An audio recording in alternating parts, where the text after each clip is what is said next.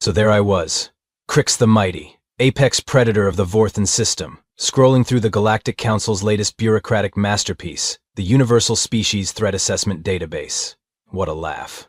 Apparently some pencil-pushing administrator decided the galaxy needed an official list of which species you should and shouldn't mess with. As if a true predator needed permission slips to hunt. The database was your typical government work, full of obvious entries like crystalline hive minds, extreme danger, and void wraiths, approach with caution. But then, I stumbled across something that made my mandibles click with amusement. Humans. Filed under administrative review pending, with a note that read insufficient data for proper classification. Insufficient data? Please, I've been tracking these soft pink bipeds for months. No natural weapons, no armored hide, no venomous secretions.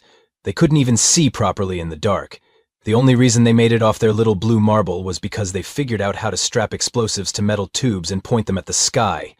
Hardly impressive by galactic standards. What really sealed the deal was watching their colony on Kepler 442b. Humans wandering around in their little groups, completely oblivious to the dozen different ways I could end them.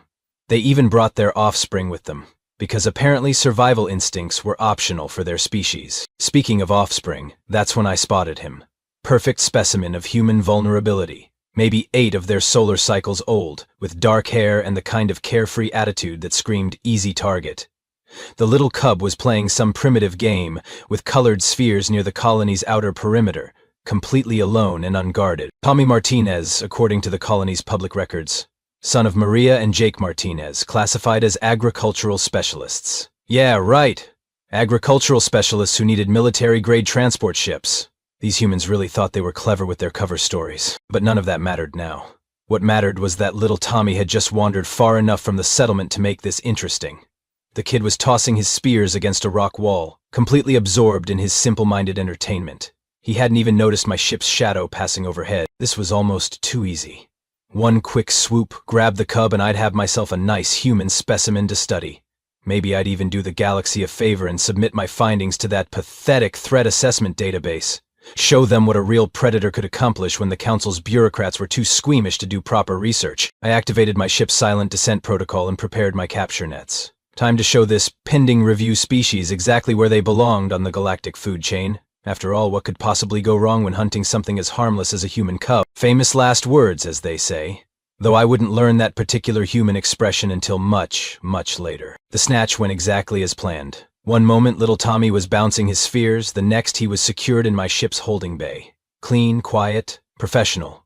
I was already composing my species assessment report when I heard something that made my blood freeze.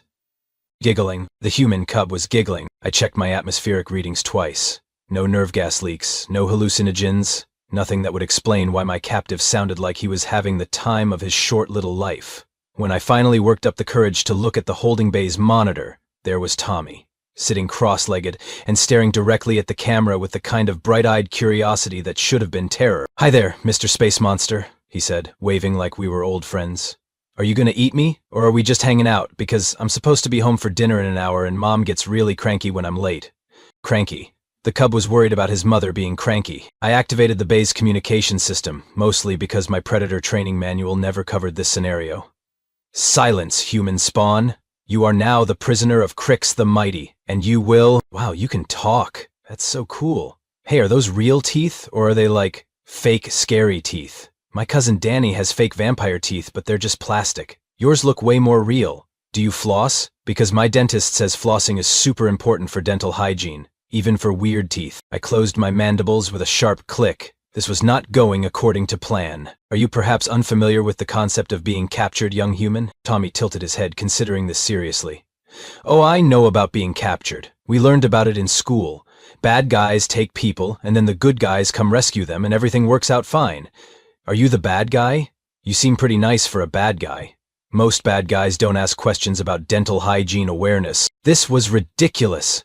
I was Crix the Mighty, terror of 17 star systems, and I was being lectured about oral care by a cub who should have been weeping for his parental units. "Do you require atmospheric adjustments?" I tried, thinking maybe the ship's environment was affecting his cognitive functions. "Water? Nutrition supplements? Ooh, do you have juice boxes? I love juice boxes. Orange is my favorite, but grape's okay too." And maybe some crackers. Getting kidnapped makes me hungry. That's when my ship's communication array crackled to life with an incoming transmission from the colony. I figured it would be some panicked authority figure begging for negotiations. Instead, I got this. Martinez household, this is Maria. If you're the idiot who took my son, you have exactly 10 minutes to bring him back before I get annoyed. Jake, honey, did you remember to pack the plasma charges? A male voice responded in the background. Got the charges, the thermal detonators, and that new disruptor rifle we've been meaning to test. Should I bring the orbital bombardment beacon, or is that overkill for one kidnapper? Bring it anyway. I hate when these things drag on. The transmission cut to static. I stared at the communication panel, my confidence beginning to develop some concerning cracks. Oh, that's Mom and Dad, Tommy said cheerfully. They're probably coming to get me. They're really good at getting me. One time when I got lost at the Space Mall, they found me in like 5 minutes. Of course, they also accidentally shut down the mall's entire security grid and triggered 3 evacuation protocols, but they said that was just a coincidence. I was starting to suspect that the Galactic Council's sufficient data classification might have been less about incompetence and more about survival instinct. Let me tell you something about human parental units. When most species discover their offspring have been taken, there's a predictable pattern. Panic, despair, frantic calls to authorities, maybe some crying. Standard prey behavior across the galaxy. Humans start making shopping lists. I decided to monitor their communications, partly for tactical intelligence and partly because Tommy had started asking if I had any board games. The kid was treating my state-of-the-art holding bay like a really boring sleepover. Okay, so we've got one kidnapper, species unknown, probably off-world based on the energy signature, came Maria Martinez's voice through the comm system. Her tone was the same one you'd use to discuss grocery shopping. Jake, what's our standard loadout for single Sagat extraction in civilian territory? Well, we don't want to level the whole area, Jake replied thoughtfully. Remember what happened on Proxima Station when we got a little enthusiastic with the particle cannons? That was one time, and technically the station was scheduled for demolition anyway. We just moved up the timeline by 3 years, Maria. Details. So, personal weapons only then? I'm thinking the MK7 assault rifles, thermal imaging scopes, maybe those new plasma grenades the quartermaster recommended. I nearly choked on my own respiratory fluid. These were agricultural specialists? What kind of crops required plasma grenades? Don't forget the portable shield generator, Jake added. And maybe bring the emergency medical kit. Not for us, obviously, but whoever took Tommy might need some patching up after we're done explaining our position. Good thinking. Oh, and honey, pack the restraint cuffs. The high tensile ones, not the standard issue. I want to have a nice long chat with whoever thought it was smart to mess with our boy. The casual professionalism in their voices was more terrifying than any war cry I'd ever heard. These weren't panicked parents. These were problem solvers. And I was rapidly becoming their problem to solve. Actually, Maria continued, maybe we should check the galactic registry first. See if we can identify the species. Might help us calibrate our response appropriately. There was a pause. Then Jake's voice came back with what I can only describe as disappointed confusion. Huh. Says here the kidnapper's ship signature matches Vorthan design. Maria, didn't we deal with some Vorthans during that mining dispute on Kepler 438c? Oh right, those guys. The ones with the mandibles in the superiority complex. Remember how they kept talking about being apex predators until you introduced them to the concept of human persistence hunting? Maybe learned fast, especially after that 27-hour chase through the asteroid field. Think this is one of their relatives? Could be. Vorthans aren't usually this stupid though. Most of them know better by now. I want to be clear about something here. At this point in the conversation, I was still operating under the assumption that I was the predator in this situation. Sure, these humans seemed unusually well-armed for farmers, but every species had its military types. I was Crix the Mighty. I'd hunted across 17 systems. I wasn't about to be intimidated by 2 bipeds with delusions of competence. That confidence lasted exactly until I heard Maria's next words. Jake, pull up the family emergency protocols. I think this calls for implementation level 7. Level 7? Are you sure? That seems like overkill for one Vorthan. Our son is involved. There's no such thing as overkill. I didn't know what implementation level 7 meant, but the way Jake's voice went quiet suggested it wasn't good news for anyone on the receiving end. Copy that. Level 7 protocols are a go. I'll prep the ship and contact the local authorities. Standard procedure? Standard procedure. Tell them we're handling a family emergency and to please maintain a safe distance from the target zone. Don't want any civilian casualties when we resolve this. The transmission ended, leaving me alone with the growing realization that maybe, just maybe, I had made what humans would call a tactical error. You know what's really embarrassing? When you're trying to be a terrifying space predator and your hostage starts giving you helpful life advice. Mr. Creeks, Tommy said, somehow having learned my name from my ship's automated systems. I think you might be in trouble. When Mom uses her work voice, that usually means someone's about to have a really bad day.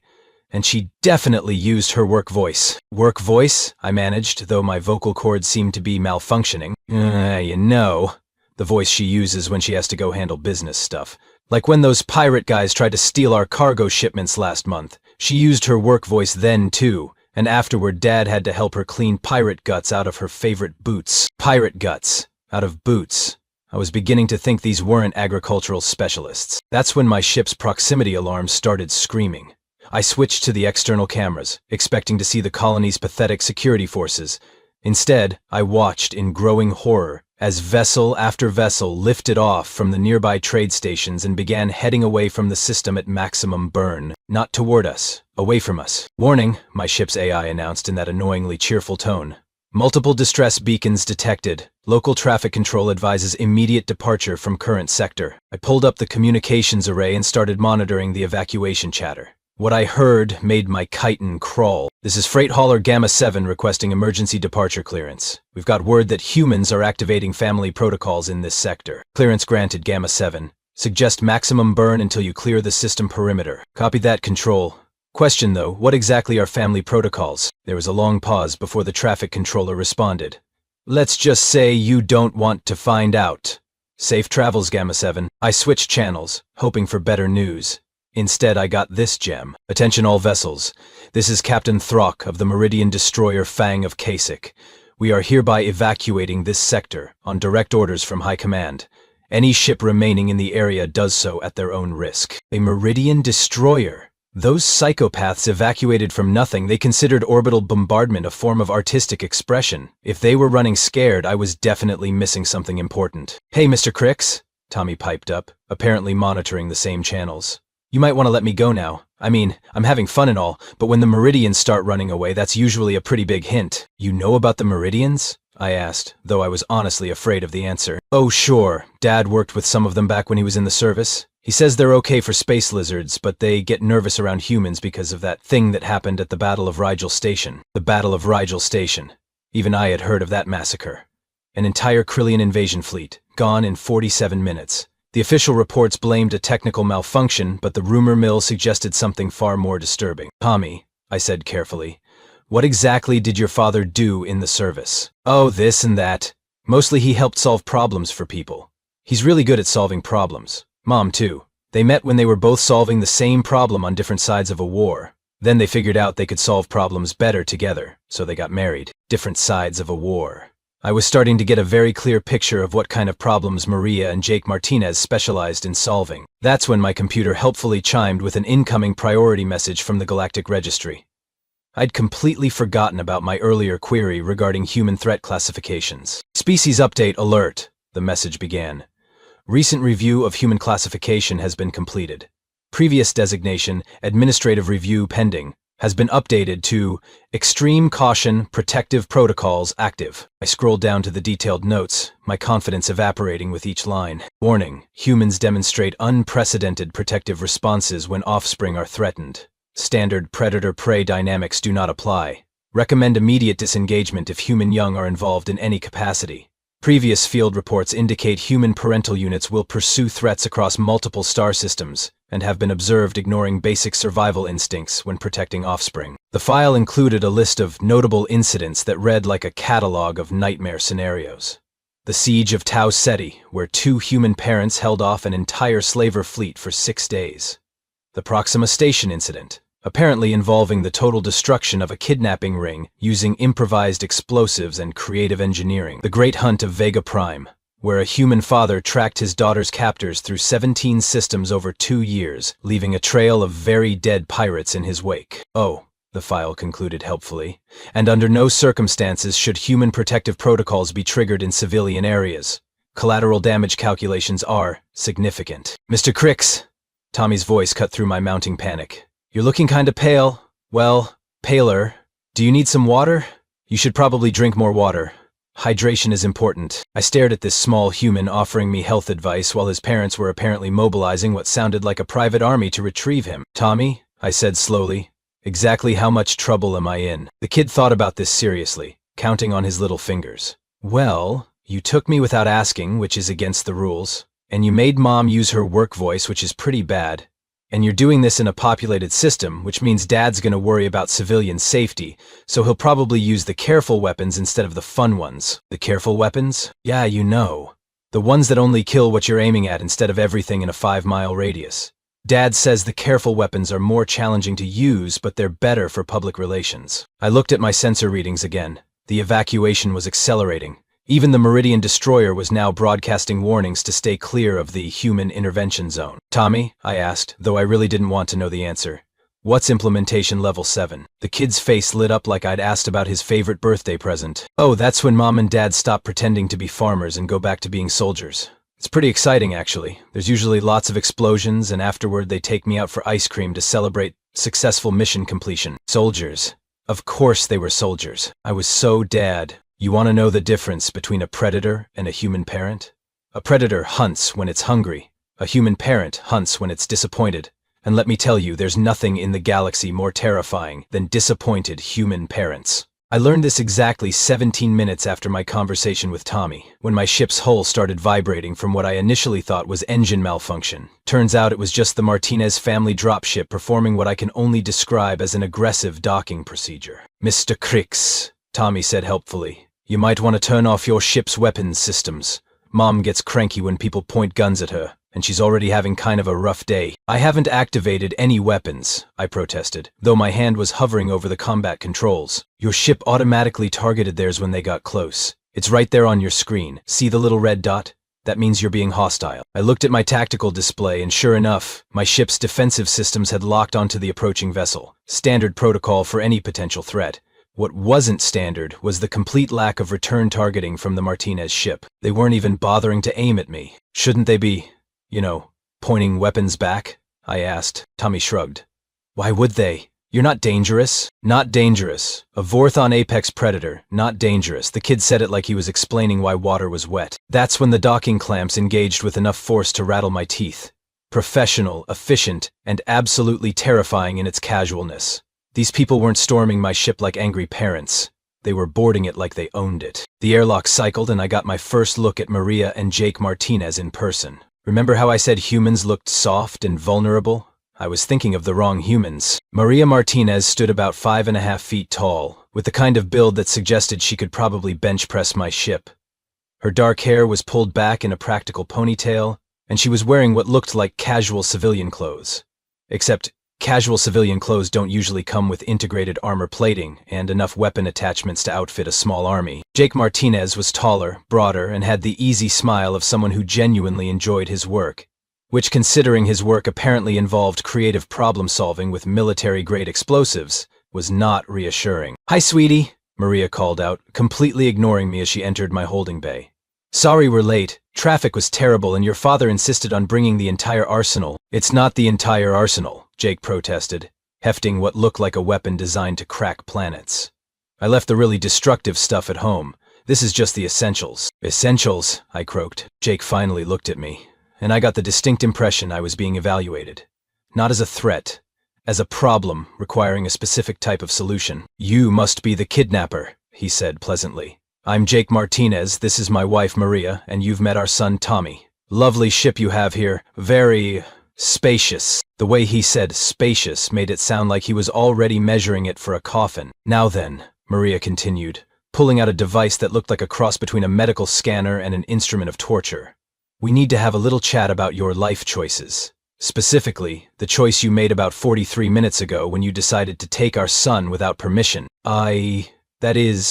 This was meant to be a simple specimen collection," I stammered. The temperature in the room seemed to drop several degrees. "Specimen collection," Maria repeated slowly. "Jake, did you hear that? He called our son a specimen." "I heard it, honey. That's not good." Tommy, meanwhile, had run over to hug his parents like this was a perfectly normal family reunion. "Hi, Mom. Hi, Dad. Mr. Crix has been really nice, actually. He asked if I needed water and everything. Though he doesn't have any juice boxes, which is kind of disappointing." "No juice boxes." Jake looked genuinely offended. "What kind of operation are you running here?" "This is a military vessel, not a..." I stopped mid-sentence as I realized how insane that sounded. Maria raised an eyebrow. "A military vessel. For collecting specimens." of children. When you put it like that, it sounds much worse than intended. Oh, I think it sounds exactly as bad as intended, Jake said, still smiling that terrifying friendly smile. Maria, remember that conversation we had about what we'd do if someone ever tried to hurt Tommy? You mean the one where we agreed that creative and disproportionate response was the only appropriate reaction? That's the one. I want to be very clear about what happened next. These people didn't threaten me. They didn't make dramatic speeches about vengeance or justice. They just started casually discussing the most efficient ways to dismantle my entire existence, while their 8-year-old son played with what appeared to be a military-grade portable shield generator. So what are we thinking? Maria asked, like they were planning a dinner menu. Quick and clean, or educational? Well, he did feed Tommy and make sure he had water, Jake mused. That shows some basic decency, points for that. True. But he also just admitted to running a military operation focused on kidnapping children. Fair point. Tommy, sweetie, how was your experience as a hostage? Tommy looked up from the shield generator, which he'd somehow activated and was now using as a really expensive toy. It was okay, I guess. Kinda boring, though. Mr. Crix doesn't have any games or snacks or anything fun. His ship is pretty cool, but it needs better entertainment options. Boring, Jake repeated. Maria, he gave our son a boring kidnapping experience. That's almost worse than the specimen collection thing. I know, right? I mean, if you're going to traumatize someone's child, at least put some effort into it. This is just lazy. I was starting to understand why entire fleets evacuated when humans activated family protocols. It wasn't the weapons or the military efficiency that was terrifying. It was the way they could casually discuss your complete destruction while treating it like a minor household chore. Please, I managed to say. I realize now that I have made an error in judgment. Perhaps we could discuss terms for my release. Both parents stopped talking and looked at me with identical expressions of polite confusion. Your release? Maria asked. Oh, honey, Jake said, shaking his head sadly. I think you misunderstand the situation here. You're not the one who gets to negotiate terms. That's when I noticed that sometime during their casual conversation, they'd move to completely surround me. Professional positioning, cutting off all escape routes, establishing fields of fire. It was like being hunted by very polite, very deadly wolves. Here's what's going to happen, Maria continued, her voice taking on that terrifying work tone Tommy had warned me about. You're going to surrender yourself to local authorities. You're going to provide complete intelligence on any other operations targeting human children. And you're going to spend the rest of your very long life explaining to other would-be kidnappers why messing with human families is a catastrophically bad idea. And if I refuse? Jake's smile widened. Oh, you won't refuse. See, humans have this thing called persistence hunting. We might not be the strongest or the fastest, but we never, ever stop. You could run to the edge of the galaxy and we'd follow you. You could hide in the deepest bunker on the most remote planet and we'd find you. Because you touched our son, and that makes you our problem to solve. Forever, Maria added helpfully. We're very good at holding grudges. Looking at these two humans with their casual competence and their complete certainty that they owned my future, I finally understood why the Galactic Council had marked humans as extreme caution. It wasn't because they were the strongest species in the galaxy. It was because they were the most absolutely terrifying when they decided you needed to be solved. 3 hours later, I was sitting in a holding cell on Kepler 442b, contemplating the complete destruction of my reputation as an apex predator. The local authorities had been surprisingly gentle during my arrest, probably because Maria Martinez had handed me over with a detailed instruction manual on my care and feeding. Feed him twice daily, make sure he has adequate water, and under no circumstances allow him to access the communications array unsupervised, she'd told the station commander. He's not dangerous, but he's definitely stupid, and stupid can be unpredictable. Not dangerous. The ultimate insult to a predator's pride. The worst part? She was absolutely right. You want to know how thoroughly the Martinez family had broken me? I'd voluntarily provided complete intelligence on 17 different smuggling operations, 12 illegal research facilities, and that embarrassing incident where I'd tried to intimidate a Centauri merchant convoy. I'd sung like a particularly verbose space canary, all because Jake Martinez had explained, very patiently, that cooperation would result in a standard legal process, while non-cooperation would result in them treating me as a persistent problem requiring creative solution. The phrase creative solution had been delivered with such pleasant professionalism that I'd started talking immediately. But here's the thing that really haunted me. Tommy Martinez had been grounded. You should have fought back harder, sweetie, Maria had explained to her son while I watched in fascination. When someone tries to take you, the appropriate response is maximum resistance, not polite conversation about dental hygiene. But Mom, he seemed nice enough, and he was asking about flossing, which shows he cares about proper oral care. That's very thoughtful of you, honey. But kidnappers aren't usually interested in your long-term dental health. Next time, remember your training and act accordingly. Training. The 8-year-old human cub had training for kidnapping scenarios. Of course he did. Besides, Jake had added, your mother and I were looking forward to a proper rescue operation. It's been months since we've had an excuse to use the Level 7 protocols. You resolved things too peacefully. They were disappointed that their son's kidnapping hadn't been violent enough. These humans were absolutely insane. From my cell, I could hear the station's communication officer fielding calls from across the sector. Apparently news of the human family intervention had spread, and now every species with a functioning survival instinct was updating their protocols. Attention all vessels, came the broadcast. The Galactic Council has issued the following advisory. Human offspring are to be considered untouchable under all circumstances. Repeat, human children are off limits for any form of interaction, research, or casual contact. Violation of this protocol will result in immediate intervention by human protective units. Sir, the communications officer continued, we're also receiving requests for copies of the Martinez family's tactical assessment. Apparently 17 different species want to study their operational efficiency. The station commander's response was immediate. Absolutely not. The last thing we need is other species trying to replicate human family protocols. File all requests under, are you completely insane? That evening, Tommy Martinez visited me in my cell. His parents had apparently decided this was educational. Hi, Mr. Cricks, he said, settling cross-legged outside the energy barrier. Mom says you're going to be here for a while, so I brought you some juice boxes. Orange flavor. It's my favorite. He slid a small package through the meal slot. Actual juice boxes. The kid had brought treats to the predator who'd kidnapped him. Tommy, I said carefully, aren't you angry with me? I did take you against your will. The boy considered this seriously. Well, you were pretty polite about it. And you did ask if I needed water, which was thoughtful. Plus, Mom says holding grudges is bad for your emotional health, unless the grudge is justified and strategically useful. Your mother has opinions about strategic grudge management? Oh yeah, she's got a whole system. There's short-term grudges for everyday annoyances, medium-term grudges for professional conflicts, and long-term grudges for people who mess with family. You're definitely in the long-term category, but she says that doesn't mean we can't be civilized about it. Civilized. They were going to destroy my entire existence in a civilized manner. Tommy, can I ask you something?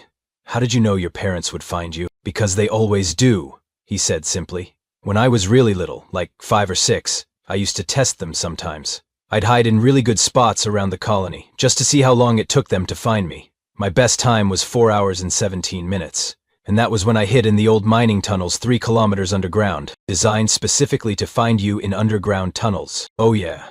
Dad says tracking is just applied problem solving, and Mom says there's no such thing as an unsolvable problem, just problems that require more creative thinking. They found me every single time. The kid had been testing his parents' tracking abilities since he was 5.